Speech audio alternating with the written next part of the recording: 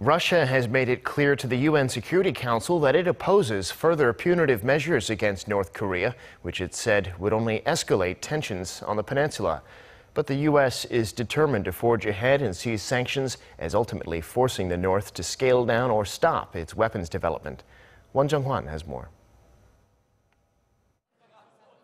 The United States and Russia have clashed at the UN Security Council over new sanctions on North Korea, following its most powerful nuclear test to date.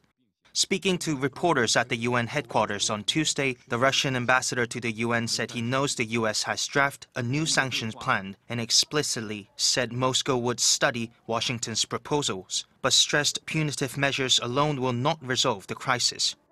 I think it's a little premature, I would say. I don't think we'll be able to rush it so fast. However, the United States is insisting the toughest possible economic sanctions to punish the regime. The U.S. ambassador to the UN says Washington will present a new UN resolution by next Monday. Nikki Haley did not spell out what measures the U.S. is seeking, but her speech to a think tank in Washington on Tuesday suggests North Korea's oil supplies could be in the crosshairs. Do we think more sanctions are going to work on North Korea? Not necessarily, but what does it do? It cuts off the revenue that allows them to build ballistic missiles.